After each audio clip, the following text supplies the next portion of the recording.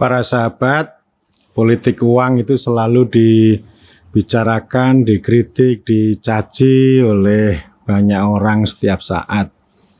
Menurut saya, politik uang itu ibarat kentut.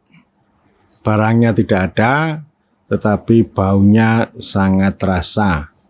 Setiap orang pasti kentut, tetapi orang juga benci terhadap orang lain kalau melakukan kentut.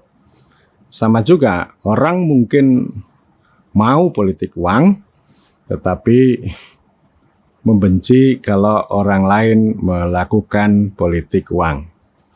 Ini soal moral ya. Kentut itu moral juga. Artinya setiap orang itu melakukan kentut, tetapi kalau kentut di sembarang tempat, itu menimbulkan kebencian orang lain. Politik uang itu bisa kita cermati, ada banyak gejala, dan sebenarnya para kandidat, baik itu kepala desa, wakil rakyat, bupati, wali kota, gubernur, itu sebenarnya pengen memperoleh dukungan tanpa politik uang. Tetapi ini realitas. Sebagai ini ya, maksud saya ya ada proses interaksi, ada medan interaksi antara kandidat dengan para konstituen atau para pemilih. Saya menyaksikan di beberapa tempat itu ada tulisan spanduk bertuliskan kami menerima serangan fajar.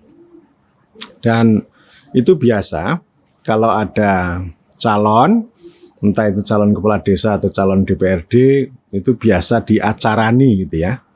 Entah itu di rapat RT atau rapat dusun, itu ada proses negosiasi, kami minta ini, kami minta itu, biasa. Pada suatu pemilihan tahun 2014 di kampung kami, kebetulan kampung kami cukup besar pemilihnya, kemudian ada seorang calon datang. Beliau menyampaikan pidatonya dan sebagainya. Lalu ketua RT mempersilahkan, ayo silakan Bapak Ibu untuk memberikan tanggapan kepada kandidat. Ini harus kita hormati dan seterusnya lah. Situasi diam, lalu ada seorang yang nyeletuk, iki cetane piye. Itu kalau bahasa Jogja sudah sangat jelas, satu kalimat itu. Ini maksudnya jelasnya bagaimana. Lalu sang kandidat, ya Pak, sudah kita siapkan semuanya. Itu di luar sudah ada barang-barang yang akan kita bagi kepada RT ini. Dan saya berjanji tidak hanya sekarang, besok kalau saya duduk menjadi anggota Dewan, saya juga akan berjanji untuk terus-menerus datang ke RT ini dan memperjuangkan kepentingan ini. Sekurang-kurangnya nanti ada dana aspirasi dan seterusnya lah. Kemudian ada juga pengalaman teman saya yang jago bupati, ya, jago bupati. Dia dengan menggunakan modal sosial bisa mengumpulkan 200-an organisasi masyarakat yang sanggup mendukung teman saya itu.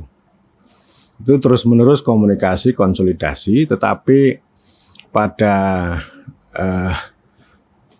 seminggu sebelum pemilihan itu ada laporan pada datang bahwa dari 200-an organisasi itu rontok tinggal 11. Kemudian teman saya bertanya, kenapa kok bisa rontok seperti ini? Lalu jawaban temannya begini, lah wong kita ini kita kerja di zaman Rodi aja dibayar. Masa ini jadi kerja di zaman merdeka tidak dibayar. Oh, berarti minta politik uang ya? Pengen politik uang ya? Itu kan Anda menggadekan kedaulatan rakyat dan seterusnya. Itu jawaban teman saya.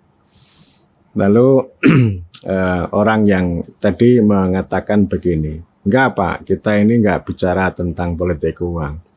Tapi ini kita bicara tentang upah kerja. Menarik kan? Jadi ini soal, ini politik, ini real politik ini ya. Kemudian yang sering saya sampaikan juga, ada teman saya yang sangat idealis. Dia anti politik uang. Dia pengen menjadi wakil rakyat dengan cara yang sangat bersih, tidak menyebar uang kepada para pemilih gitu.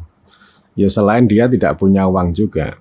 Lalu dia kampanye di hadapan para penambang pasir, bla bla bla bla begitu. Lalu salah satu penambang pasir mengatakan, lawong kita ini menaikkan pasir aja dibayar, mosok ini menaikkan pejabat tidak dibayar. Lalu teman saya tidak bisa banyak menjawab, ya akhirnya kan mengulang lagi gitu ya, sama ini memperjuangkan kepentingan rakyat. Tapi para penambang pasir tidak begitu percaya dengan omongan yang sangat idealis. Ya, jadi saya kira ada banyak contoh dan lalu tentu banyak orang itu membenci dengan moral, mengatakan bahwa money politics itu bejat, itu jahat. Ada juga orang lain mengatakan bahwa money politics itu laknat, bahkan laknatullah gitu ya. Ya, ini perspektif moral. Ada juga yang menggunakan perspektif lain, misalnya politik uang itu ancaman bagi demokrasi, ancaman bagi daulat rakyat. Kalau orang menggadekan pengen politik uang, itu artinya menggadekan daulat rakyat. Ya itu argumen ideal ya. Ya saya kira ini menjadi keprihatinan bersama kalau di setiap perhelatan itu ada politik uang. Itu juga ada di desa, itu hal yang biasa terjadi. Ini ada seorang teman saya besok mau Pilkades, malamnya itu ngajak teman-temannya ngumpul di pos ronda. Yuk kita ngumpul di pos ronda, nanti pasti akan ada orang datang. Kemudian betul, kira-kira jam 10 malam ada orang datang, lalu membagi-bagi amplop satu persatu, kemudian menyampaikan pesan, besok milih ini ya, gitu. Oke, mereka ya siap, gitu. Begitu pembagi uang pergi, lalu mereka membuka amplop. Wah, ternyata cuma 30.000, mak klunting gitu ya. Ini hanya untuk beli rokok, untuk beli nasi goreng aja nggak cukup gitu ya. Lalu teman saya bilang, ya udah kalau gitu besok pagi ya, sebelum jam 6 nanti ngumpul di warung saya gitu. Pasti akan ada orang datang. Dan betul, pagi ngumpul beberapa orang, ada orang datang pura-pura beli rokok gitu. Lalu tanya-tanya, Mas ini tadi udah ada orang datang bagi amplop belum? Sudah. Berapa? 30.000 gitu. Lalu dia bilang, kalau saya kasih 100.000 mau nggak? Ya mau lah. Tapi konsekuensinya milih jago saya loh ya. Oh iya siap. Terus orang yang mau bagi amplop tanya, ada berapa orang di sini? Ya terserah, Mas minta berapa, nanti bisa saya kontak gitu. Akhirnya betul teman saya ngontak satu persatu, bagi amplop di belakang rumah supaya nggak kelihatan orang, lalu dicatati nama-namanya siapa. Dan yang membagi 100 ini yang menang. Ya, jadi ya begitulah, itu namanya realitas. Jadi saya hanya ingin mengatakan bahwa ini penting untuk kita lihat sebagai realitas dengan realisme, bahwa itu adalah proses interaksi politik, bahwa rakyat itu ya sedang melakukan negosiasi politik. Saya juga pernah mengatakan bahwa orang yang menerima BLT itu namanya penduduk, orang yang menerima politik uang itu namanya rakyat. Kalau orang yang membayar pajak namanya warga negara. Ya. Jadi ini sedang melakukan negosiasi. Setiap ketemu dengan elit, dengan pemuka, dengan kandidat, ya mereka melakukan negosiasi. Mengapa? Karena pemerintah dalam arti yang sebenarnya, negara hadir dalam arti yang sebenarnya itu ya tidak mereka rasakan. Atau ya konsep negara hadir itu ya belum ada. Sekurang-kurangnya ya tidak hadir untuk mereka.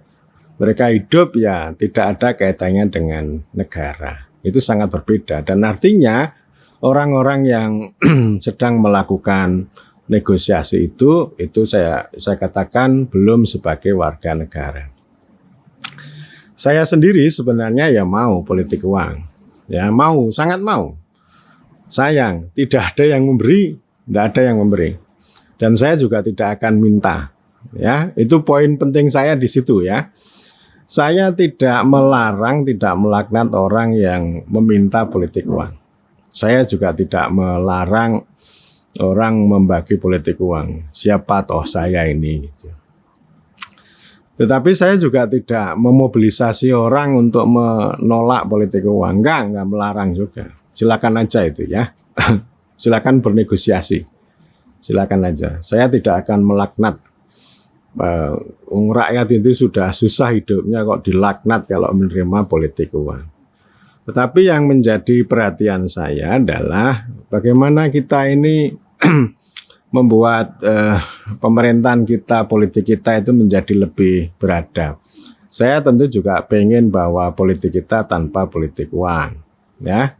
Tetapi kita tidak bisa dengan moral, tidak bisa dengan cara melaknat politik uang, tidak bisa. Ini harus menjadi satu perhatian bahwa kalau kita mau membuat politik tanpa politik uang, ya dengan cara kerja-kerja pemerintahan yang lebih serius, yaitu mentransformasikan dari rakyat menuju warga negara. Jadi orang-orang seperti saya, alhamdulillah saya bersyukur menjadi warga negara. Meskipun saya mau politik uang, tetapi saya tidak diberi politik uang dan saya tidak minta politik uang. Saya menikmati apa yang disebut dengan negara adil dan ketika saya negosiasi dengan wakil rakyat, dengan pemerintah itu bukan meminta politik uang, tetapi ini advokasi kebijakan. Ya, advokasi kebijakan itulah yang itu menjadi medan atau ruang publik yang penting untuk diperhatikan.